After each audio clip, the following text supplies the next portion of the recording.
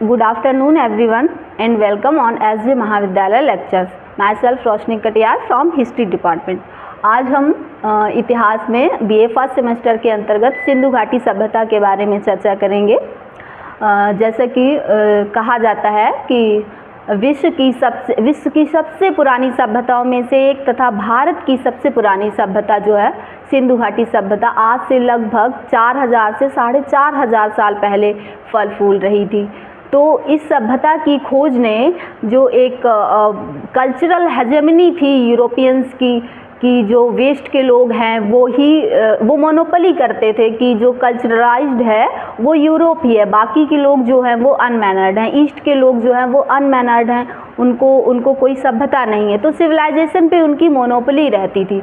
तो इस डिस्कवरी ने कहीं ना कहीं उनके इस नैरेटिव को बस्ट कर दिया था। तो हम देखेंगे आज कि किस तरीके से जो सिंधु घाटी सभ्यता है वो उसकी खोज कैसे करी गई। शुरुआत करेंगे हम जेम्स लेविस से, जो कि ब्रिटिश ईस्ट इंडिया कंपनी में एक सैनिक के तहत कार्य कर रहा था और इसके साथ साथ वो अपने इंडिपेंडेंट तरीके से वो एक्सप्लोरिंग का काम, वो एक ट्रैवलर भी था, वो अपने हिसाब से करता था सैनिक होने के साथ साथ, ये उसका शौक़ था। तो अपने इस शौक़ को पूरा करने के लिए उसने 1827 में अपनी रेजिमेंट छोड़ दी, यानी कि उसने सैनिक की नौकरी जो है वो छोड़ दी। इसके तहत उसने कई साइट्स को विजिट किया और इसके बाद वो अपने देश ब्रिटेन वापस चला गया। 1842 में उसकी एक बुक पब्लिश हुई जिसका नाम था narratives of various journeys in Balochistan, Afghanistan and Punjab. तो इस किताब में उसने सबसे पहले एक हड़प्पा के टीले का विवरण दिया, हड़प्पा माउंट का विवरण दिया। तो ये तो इसकी बुक की बात हुई। तो इस बुक में जब ये विवरण दिया गया तो कुछ ब्रिटिश अथॉरिटीज़ थी जो इंडिया में, वो क्या थी, उनका थोड़ा सा ध्यान गया। उन्हीं में से एक व्यक्ति थे, एक अफसर थे, अलेक्जेंडर कनिंघम, जो कि एक इंजीनियर थे। तो उन्होंने इस बारे में पढ़ा।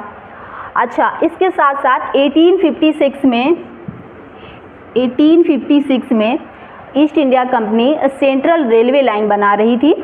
वर्तमान पाकिस्तान के साइड पे लाहौर टू मुल्तान एक रेलवे लाइन बिछाई जा रही थी। तो उसमें पाया गया, जो खुदाई की जा रही थी तो वहाँ पर कुछ बेक्ड ब्रिक्स निकल रही थी, पकी हुई ईंटें निकल रही थी। तो जो इंजीनियर्स थे, जूनियर इंजीनियर्स, उन्होंने अथॉरिटीज़ को इन्फॉर्म किया इसके बारे में, बट उनसे कहा गया कि उनको जो है आप उसको रोड़ी के फॉर्म में यूज़ कर लीजिए, रेलवे ट्रैक बिछाने में जो पत्थर लगाए जाते हैं उसमें लगा लीजिए। तो ऑर्डर के हिसाब से जो है वो जो ब्रिक्स निकल रही थी उनको यूज़ कर लिया गया ट्रैक को सपोर्ट करने के लिए। बात फिर से यहीं पे एक तरीके से दब गई। आगे हालांकि अलेक्जेंडर कनिंघम जो हैं वो अपने पर्सनल तरीके से 1852 में 1853 में जो है वो विजिट कर रहे थे।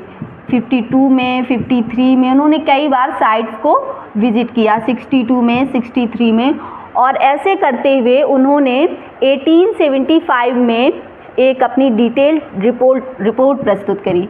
1875 में एक रिपोर्ट प्रस्तुत करी। उन्होंने अपनी विजिट्स के दौरान क्या देखा था कि उनको कई आर्टिफैक्ट्स मिले हुए थे, लेकिन उनमें से एक था, एक सील पाई थी, एक सील भी मिली थी उनको। तो उन्होंने ही, अलेक्जेंडर कनिंघम ने ही सबसे पहले उसको हड़प्पन सील का नाम दिया, मतलब कि एज ए हड़प्पन सील उसको रिकॉग्नाइज कर लिया। अच्छा, और उस पर एक स्क्रिप्ट भी लिखी हुई थी। तो कनिंघम जो है वो ये सोच रहे थे कि किसी प्राचीन भारत के किसी प्राचीन वंश से इसका कोई लिंक मिल जाए तो ये होगा, ये पता चल जाएगा ये उन्हीं में, जैसे मान लीजिए मौर्य वंश है या गुप्त वंश है या बाद का कोई वंश है, वहाँ की होगी उसकी कोई स्क्रिप्ट, लेकिन उसका कोई लिंक बन नहीं रहा था और इस तरीके से वो अनआइडेंटिफाइड रह गई। हाँ, उसको नाम ज़रूर मिल गया कि ये एक हड़प्पन सील है। इसके बाद कनिंघम के बाद फिर से बात जो है वो वहीं पे रह गई और आगे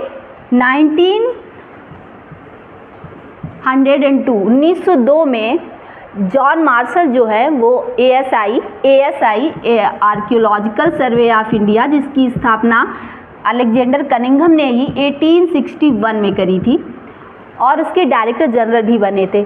तो 1902 में अगला नंबर जॉन मार्शल का था। लॉर्ड कर्जन के टाइम पर वो ASI के DG बनकर आए और उन्होंने अपना आकर काम करना शुरू किया।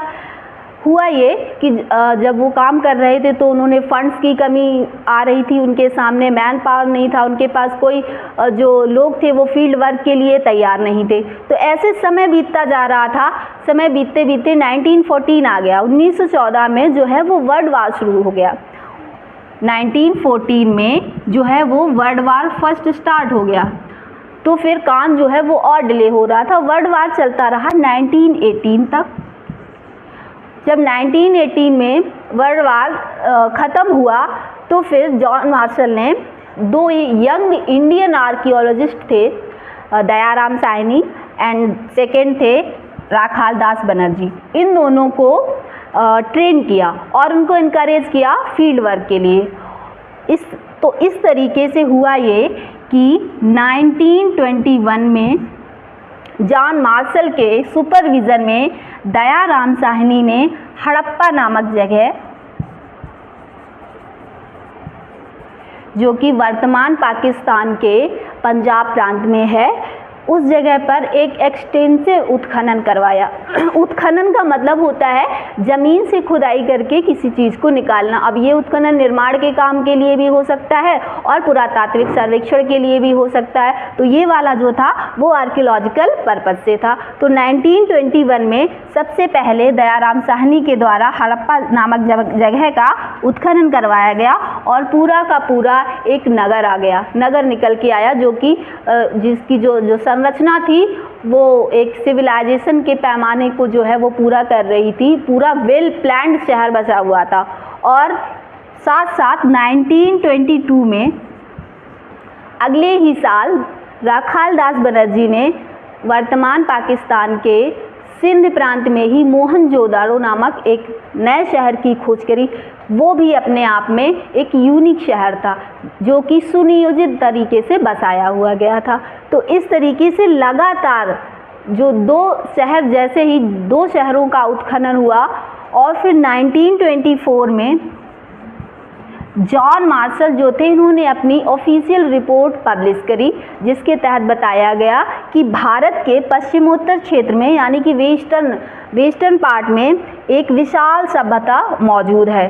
तो इससे पूरी दुनिया में जो है एक पूरी दुनिया को अचंभा हो गया, क्योंकि पहले तो सब यही कहते थे कि कल्चर जो है या सिविलाइजेशन सिर्फ है वो यूरोप के पास है या वेस्ट के पास है, ईस्ट के लोग जो हैं वो अनमैनर्ड। और इसके साथ फिर ये सिलसिला शुरू हुआ और लगातार स्वतंत्रता के बाद भी चलता रहा और आज तक लगभग सिंधु घाटी सभ्यता के 2000 से ज़्यादा स्थलों की या 2000 के आसपास स्थलों की खुदाई की जा चुकी है। तो इस तरीके से अब हम नेक्स्ट क्लास में चर्चा करेंगे इनके प्रमुख स्थलों की। Thank you.